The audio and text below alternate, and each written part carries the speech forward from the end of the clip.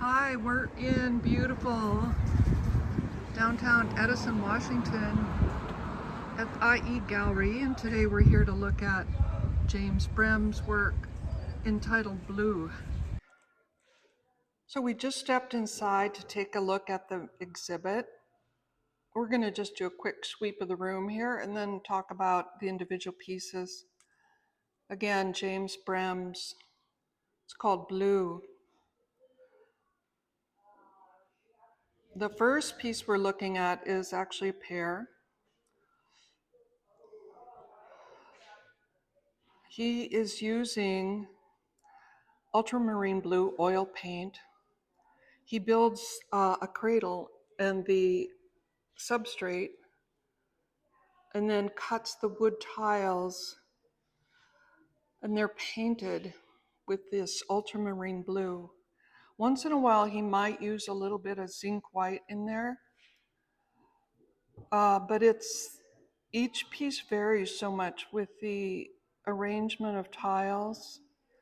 You can sometimes see on the edges there might be a little telling area of what order these paints were applied in on.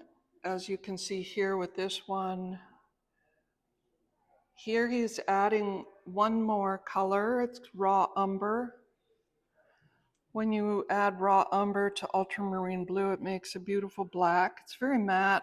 Raw umber is very matte. Ultramarine has typically a tish of a gloss to it. These I think of as cradles. I don't know why they remind me of Inuit, the way they used to carry their kids, and also of, I think even in Japan, they would carry on their backs kids. It takes me there. They're kind of totem-like. That one's called Blue 3. These have just numbers as titles. This is a gorgeous one. It's a lot of the raw umber, and you can see the layering. And you can see the layering a little bit on the side as well. Here's some of the zinc white showing underneath there.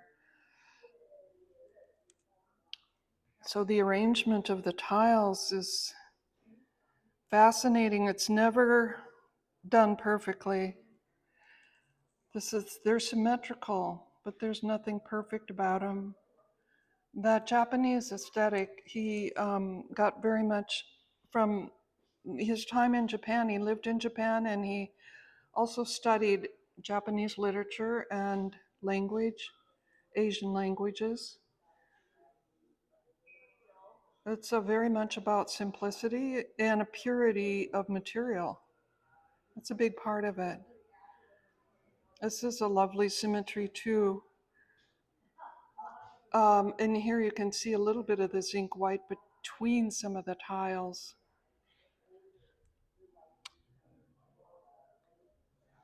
I love the edges too. Somebody asked why he didn't paint the edges completely, but I like seeing the things, the story. There's a story of what he went through to do this. And the not glossy, not tidied up part of it. The intensity of this blue is amazing. He also spent time in India, James did, and there's a great appreciation of saturated colors can come from that culture. This is gorgeous with big tiles on the outside.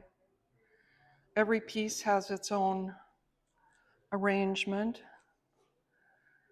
I also love these long vertical pieces.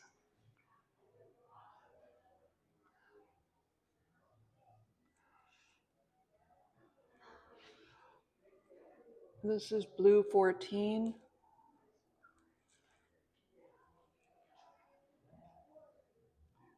So every little thing that's jogged off slightly. Maybe a tile slightly higher, maybe one is sticking out a bit more, is perfectly the way it's supposed to be. And this piece is called Blue 3, and this probably has, this and the next one have the most raw umber perhaps. It's a lovely composition. And then you can see the subtleties as you get closer.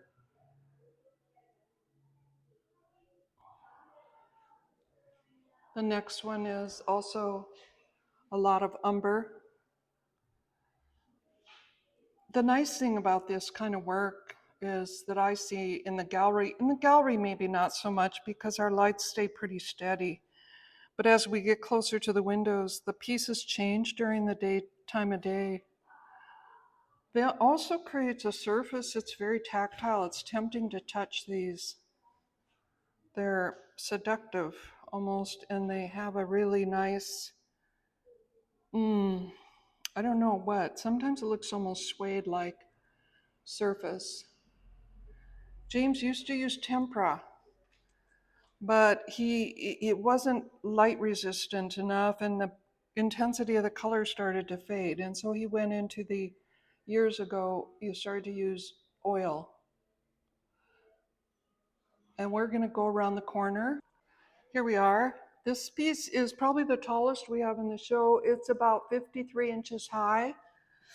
And we've got another one in storage that's a little taller. We did not want to crowd this show. We wanted a lot of space between each piece as we installed it. And so there are two pieces in our closet here. Make sure you ask to see them when you come in. And you have to see these in person. They're so different in person. This reminds James a little bit of this gadget. It's the only horizontal piece in the show.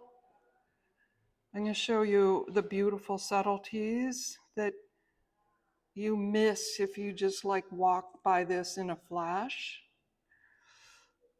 There's a kind of wood grain whirling underneath the paint.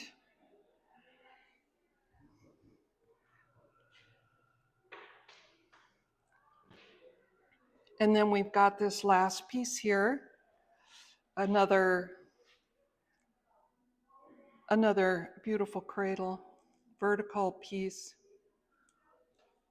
Look how when you see that close, it's so different than at a distance. We're going to go around the corner now and look at the drawings. Okay, we've got a nice suite of drawings here, salon style. These are, they're fountain pens.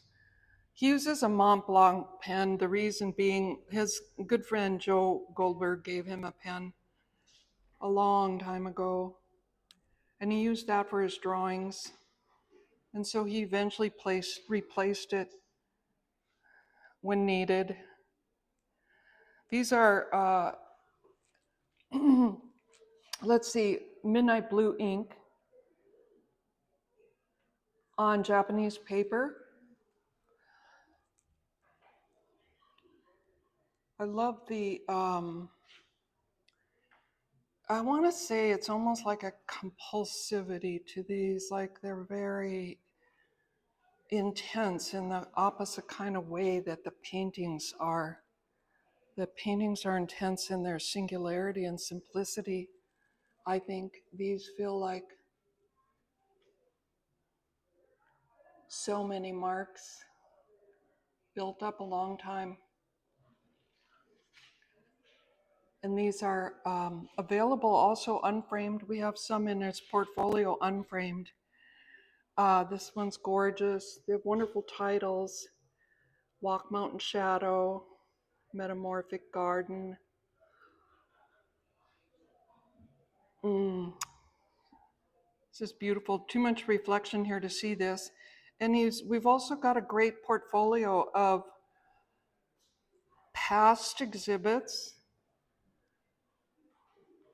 Though he's never been through art school, he's been making art his whole life. Past exhibits, reviews, some loose pieces unframed. So we hope you get in to see this soon. It's up for 2 more weeks, and it's one of those shows you just have to see it in person. Thank you.